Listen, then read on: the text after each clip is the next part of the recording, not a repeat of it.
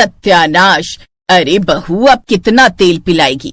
ये चाय है या तेरी तरी वाली सब्जी जो इसमें भी तूने तेल ही झोंक दिया? अरे माँ जी, चाय में तेल डालने से ना बॉडी डिटॉक्स हो जाती है, ये सेहत के लिए अच्छा होता है। हे भगवान, ये तेल की फैक्ट्री बिल्कुल नहीं मानने वाली। मेरी मान, तू ये डिटॉक्स सब छोड़ और हमारे लिए शुद्ध चाय बना कर ले आ। मेरा क्या है, बना लाती हूँ, मैं तो आप लोगों की सेहत के लिए सोच रही थी। कुछ देर बाद वो सबके लिए बिना तेल की चाय लेकर आती है। फिर सबके लिए नाश्ते में तेल में डूबे हुए मूली के पराठे बनाकर ले आती है। अरे बाप रे, ये पराठे पर तेल लगाए या तेल में पराठे? इतना तेल कौन डालता है पराठे में? भाभी, आपकी माँ ने आपको इतना भी नहीं सिखाया क्या? इतना तेल पराठों में? ये भाभी तो हमारा वजन बढ़ाकर ही रहेंगी। अरे बहू, इतने तेल में तो पूरी कॉलोनी के पराठे बन जाते हैं, जितने में तूने सिर्फ हम 4 लोगों के लिए बना डाले। रूपाली, तुम्हारे हाथ के तेल का खाना खाकर तो ना हम सबका कोलेस्ट्रॉल खूब बढ़ जाएगा। कितनी बार कहा है बहू, तू सब्जी में इतना तेल मत डाला कर, यह हम सबकी सेहत के लिए हानिकारक है। अगर बहू को नहीं आता खाना बनाना तो तुम क्यों नहीं सिखा देती इसे? इतना तेल सब्जी में डालने से हम लोगों की सेहत को तो नुकसान ही है, साथ ही साथ हमारा राशन में खाना भी ज्यादा वेस्ट होगा। ठीक है, अब मैं भी उसके साथ रसोई में जाऊंगी। अगले दिन जब सुमित्रा रसोई में जाती है तब तक उसकी बहू रूपाली कढ़ाई गैस पर चढ़ा चुकी थी, लेकिन कढ़ाई में इतना तेल देखकर तो उसके होश ही उड़ जाते हैं। हे राम, ये कढ़ाई भरकर तेल! अरे इसमें खाना बनाना है, नहाना नहीं है। क्या माँ जी, ये थोड़ा सा ही तो है, देखो। अरे पागल, इतने में तो पूरे मोहल्ले का खाना बन जाए जितना तूने अभी डाला है। इस गोभी को देख रही है कैसे हिचकोले मारते हुए इस तेल में मजे से डांस कर रही है, और आलू, ये तो ऐसे आराम से लेटा हुआ है जैसे इसे आयुर्वेदिक मसाज दी जा रही हो। मेरी माँ ने कहा था कि खाना ऐसा बनाना कि ससुराल वाले उंगलियां चाटते रह जाएं। अरे तो खाना अच्छा बनाने के लिए कहा था, ये थोड़ी ना कहा होगा कि सबको दिल का दौरा पड़ जाए ऐसा खाना बनाना। तभी उसका ससुर भी वहां आ जाता है। ये देखो, डॉक्टर के पास से होकर आ रहा हूँ। उसने कहा है कि तेल खाते हो या उसमें डूबकर नहाते हो। देखो, अब ये गोली उम्र भर खानी पड़ेगी। लो, हो गया सत्यानाश। हाँ माँ, इतना तेल खाकर तो मेरा भी वजन काफी बढ़ गया है। ऐसा ना हो कल कोई लड़का भी मुझे शादी के लिए पसंद ही ना करे। अरे तू इतना टहल टहल कर खाओगी तो वजन ही बढ़ेगा। सुबह उठने से लेकर रात को सोने तक बस चढ़ती रहती हो। चुप करो भाभी, ये सब आपके तेल के कारण हो रहा है। माँ, मैं तो कहती हूँ तुम ना भाभी से उनका फोन ले लो।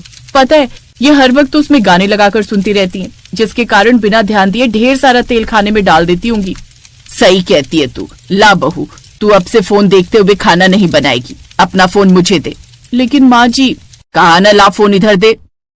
जी तो चाहता है तेल के साथ साथ ढेर सारा नमक और मिर्च भी उड़े तू खाने में, और खासकर इस ननद के खाने में।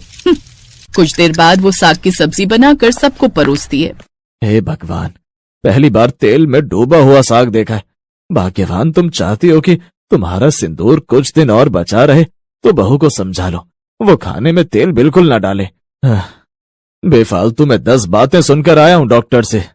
उसको तो लगता है मैं किसी तेल की फैक्ट्री में काम करता हूँ। ना ना, मुझसे तो नहीं खाया जाएगा ये खाना। तू मेरे लिए खिचड़ी बना दे भाग्यवान। माँ जी, क्यों? मैं ही बनाकर ले आती हूँ ना पापा जी आपके लिए। रहने दे, नहीं तो तू उसको भी तेल में डूबी हुई खिचड़ी बनाकर ले आएगी, मैं ही बना देती हूँ। गुस्से में सास रसोई में जाती है और खाना बनाने लग जाती है। फिर वो सभी खिचड़ी खाते हैं। रूपाली वो साग बाहर कुत्तों को डाल देती है, लेकिन कुत्ते भी वो साग नहीं खाते। ये देख रूपाली, इंसानों के तो भाव बड़े ही हैं खाने को लेकर, लेकिन इन कुत्तों के भी बड़े हुए हैं। ऐसे कुछ दिन बीतते हैं, लेकिन रूपाली सब्जी में ज्यादा तेल डालने की आदत छोड़ ही नहीं पाती।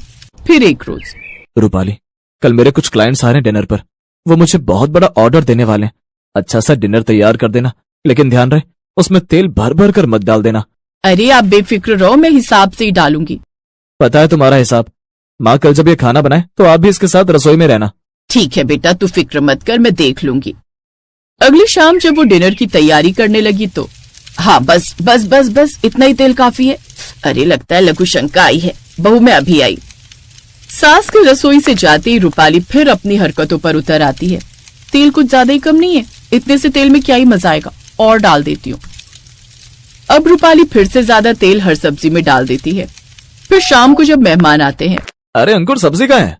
ये क्या? ये तो नहीं सब्जी। ये सब्जी नहीं बल्कि सब्जी का सागर है। मुझे तो लगता है तुम्हारी तेल की फैक्ट्री भी है। ना ना, मैं इतना तेल वाला खाना नहीं खा सकता, मैं बाहर ही डिनर कर लूंगा।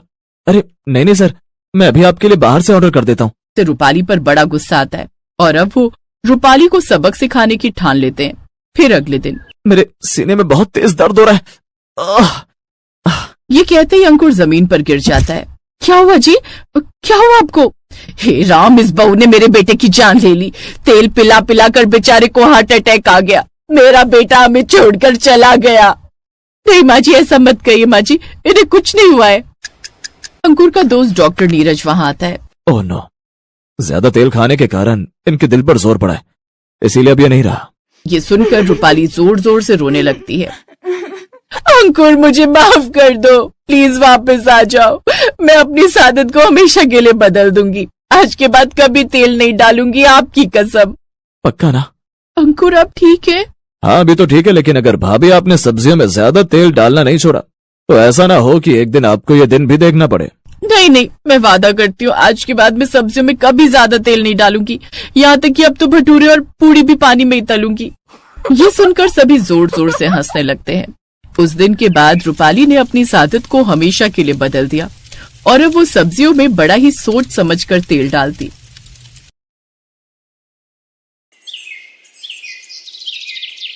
आज पायल को देखने लड़के वाले आए थे, लेकिन उन लड़के वालों में एक खासियत है कि उन्हें लड़की में कोई अच्छाई नहीं चाहिए, बस उन्हें पकौड़े बनाने आते हो। अरे पायल की माँ, जाओ पायल को बोलो कि लड़के वाले आ गए, कुछ चाय नाश्ते का इंतजाम करे। पायल की माँ अंदर गई तो देखा कि पायल पहले से ही चाय नाश्ता बना रही थी। थोड़ी देर बाद पायल चाय नाश्ता लेकर आई। अरे राहुल बेटा, तुम्हें कुछ पायल से बात करनी हो या कुछ पूछना हो तो पूछ सकते हो, बाकी हमें तो बिटिया बहुत पसंद है। माँ आप ही पूछो ना, मैं क्या पूछूं? बेटा, तुम हमारे लिए चाय नाश्ता लेकर आई हो, लेकिन एक बात बताओ, क्या तुम्हें पकौड़े बनाने आते हैं? जी, पकौड़े बनाने में कौन सी बड़ी बात है, आपको पहले ही बताना चाहिए था। अरे तो अभी कौन सी देर हुई है, जाओ जल्दी जाकर हमारे लिए पकौड़े बना कर ले आओ। ठीक है बेटा, जाओ पकौड़े बनाकर लाओ, तब तक आप लोग चाय पीजिए। अरे नहीं नहीं, चाय भी हम पकौड़ों के साथ ही पियेंगे। लेकिन तब तक तो चाय ठंडी हो जाएगी ना। हाँ तो चाय भी अपने साथ लेकर जाओ बेटा, चाय भी गर्म करके ले आना पकौड़ों के साथ। लड़की वालों को ये सब थोड़ा अजीब तो लगा, लेकिन फिर भी पायल की माँ ने उससे कहा, जाओ बेटा चाय भी लेकर जाओ। ठीक है माँ। पायल वहाँ से चाय उठाकर ले गई और थोड़ी देर बाद आलू के मस्त पकौड़े बनाकर ले आई। सभी ने पकौड़े खाए, सभी को पकौड़े बहुत पसंद आए।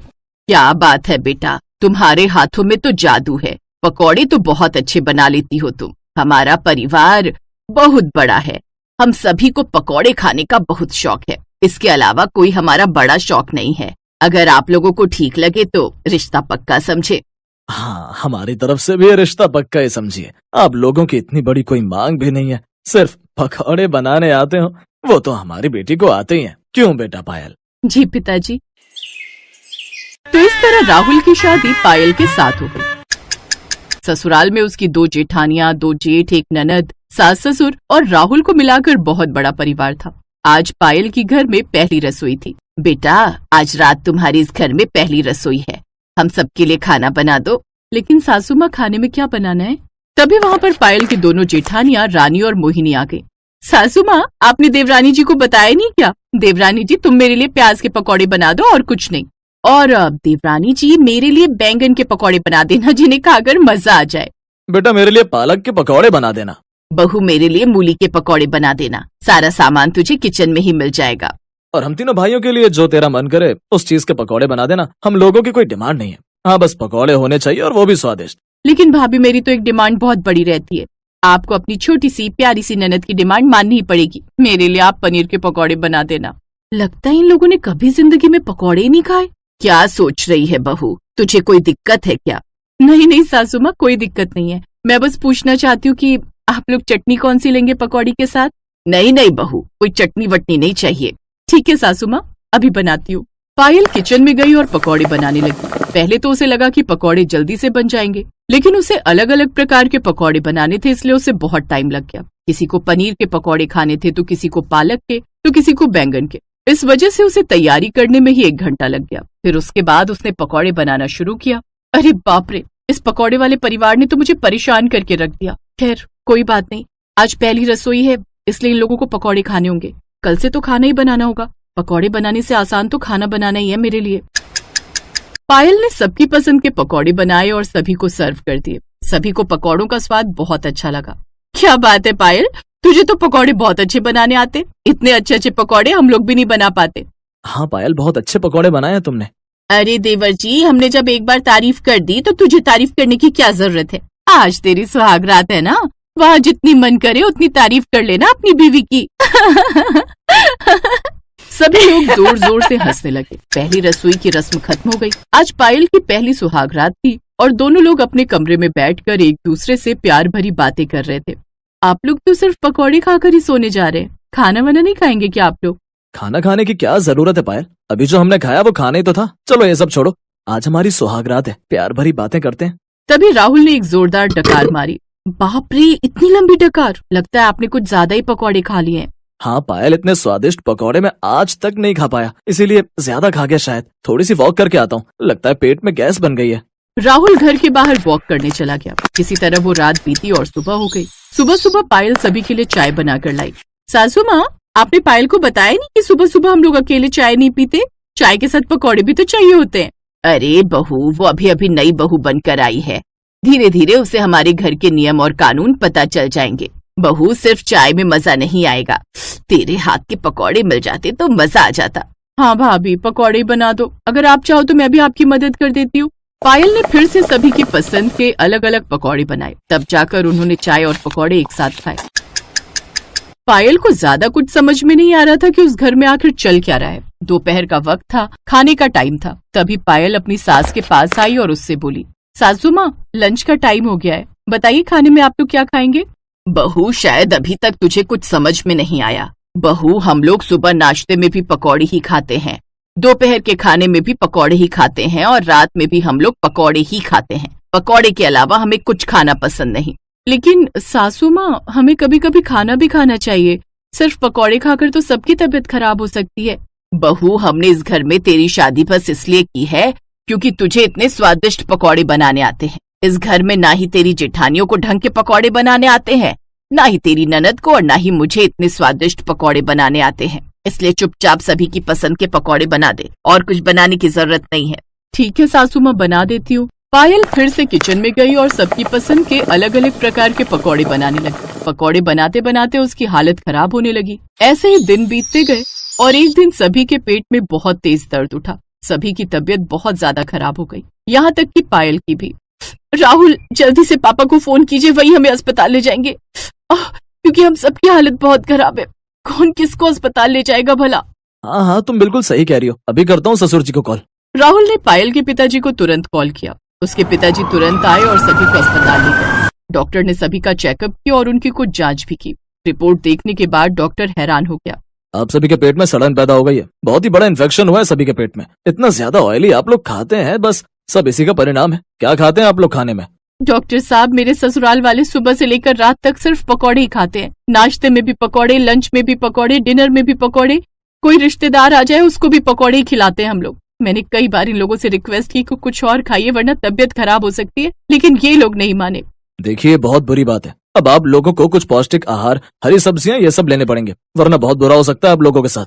अगर आपने पकौड़े खाए तो जो मैं दवा देने जा रहा हूँ, ये दवाइयां भी असर नहीं करेंगी, क्योंकि इम्यूनिटी भी बहुत वीक हो चुकी है आप लोगों की।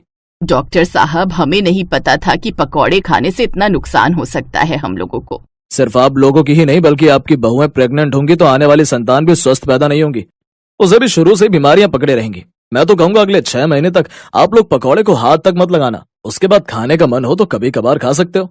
डॉक्टर साहब, हम आपसे वादा करते हैं कि अब हम लोग कभी पकौड़े नहीं खाएंगे। बस किसी तरह इस बार हम सबको ठीक कर दीजिए। हमने अपनी बहू को भी पकौड़े बनवा बनवा कर बहुत परेशान कर डाला। डॉक्टर साहब ने सभी को ग्लूकोज की ड्रिप चढ़ा दी। 2 दिन सभी को एडमिट रखा। 2 दिन बाद वो लोग अपने घर आ गए और उस दिन के बाद सभी ने मिलजुल कर पौष्टिक खाना बनाना शुरू कर दिया और पकौड़े खाने हमेशा हमेशा के लिए बंद कर दिए।